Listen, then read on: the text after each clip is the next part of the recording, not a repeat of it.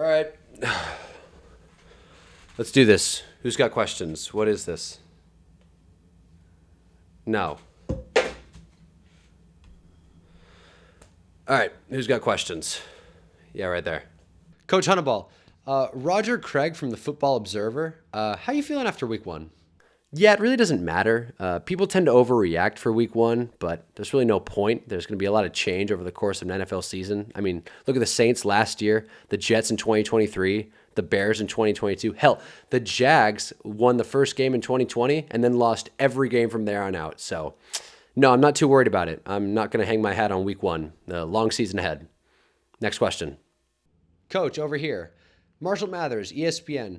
I wanted to ask. Let me stop you right there. I got love for you as a person, but I'm not taking questions from you guys.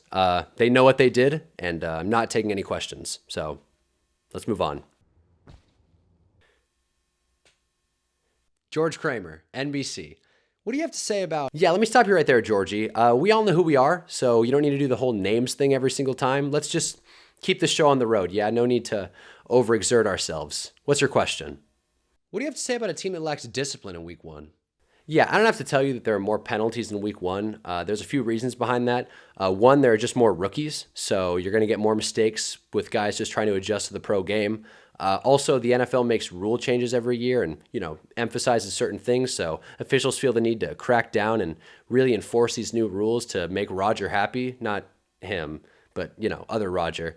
And lastly, preseasons become more and more meaningless by the year, so teams kind of have to figure it out on the fly, and a lot of these players haven't played much football since last season, so guys are getting adjusted. Take, for example, the Chiefs-Ravens game last year. There were about 9,000 illegal formation penalties, but it didn't really seem to be much of an issue after week one. So it's a combination of refs overcorrecting, players figuring it out, and just, football's back. Yay. All right, next question. What was I gonna... Oh, so what matters in week one, coach? Yeah, what actually matters in week one is how leaders and coaches respond to conflict and adversity. You don't want a coach that's freaking out after week one. We're sitting here again talking about the same things. About not finishing. Yeah, like that. Because we expect players and teams to change, but if a coach can't hold down a locker room in the first game of the season, it doesn't spell well. Players get hurt, things change, but culture's pretty sticky. So if you can't figure that out early, it doesn't spell well for your season. So that matters. That does matter a lot in week one. Who's next? Yeah, why are you wearing a whistle? Are you going to ref the game as well? Nice question, asshole. Wear a tighter shirt next time. Thanks. Who's next? Hi, do you think the media tends to overreact after week one? Thanks. Yeah, I think the media overreacts to everything, but especially after week one. In a news cycle that we live in, hot takes are everywhere, and it's convenient how all these analysts forget these really strong post-week one takes by the middle of the year. Worry about the back end of the defense for Philadelphia. That's just a problem. And I don't buy the Steelers. So what do you make of this thing? I make a lot of it. Philadelphia. They are a disaster, as I told you they would be. Poorly coached, bad defense, hard to trust the quarterback. That's not a top 10 team. They're out. You think the Atlanta Falcons are a good team this year after a big-time win yesterday? You think their team? Oh, yeah? I do, absolutely. I've legit said that I think they're very real in the NFC when it comes to being contenders to go to the Super Bowl. And of course, it's easy to cherry pick examples of analysts being wrong 4 months after the fact, but it just goes to show that people who talk sports for a living are usually wrong with this small of a sample size. So no point in overthinking it. No one has a crystal ball.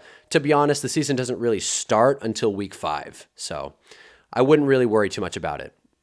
So what should people actually think? You don't expect people to just throw their hands up and say a whole quarter of the season doesn't matter, do you? Yeah, first off, chill out. Second off, now is an important time for fans to not overreact, and if they really want to sharpen their takes, just play it slow roll it. Because trades, injuries, mid-season coach firings that are always a bad idea will play a role in a team changing over the season. I think the best thing to take advantage of right now is fantasy football trades. A lot of people are panicking, a lot of people don't know what to do. Now's a good time to sit pat and understand where the game's going, not where it is. Nice. We got any more questions? Let's wrap this up, please. Yeah, I got a question. Where do you get off? Can we get that guy out of here? What are we doing? Golly, one more question. Let's wrap this up, yeah? Yeah, right there. So when does the season actually start, man? There's no set in stone time for teams to lock in, but you can usually see where the season's going after week 4. People say the NBA season doesn't actually start until Christmas, and the same kind of applies with week 5 in the NFL. That's the real meat of the season, finding out if teams are good or not. Because things change. Teams start slow and then recover, unless you're the Bengals. Teams start strong and then fall off the wagon, taking point 2023 Commanders, who started 2-0 and finished 4-13. Not exactly ideal, so things change. And long story long, football's a sport with all kinds of variance. So in a season with a range of possibilities, anything can happen. So please don't overreact, because week 1 is a liar.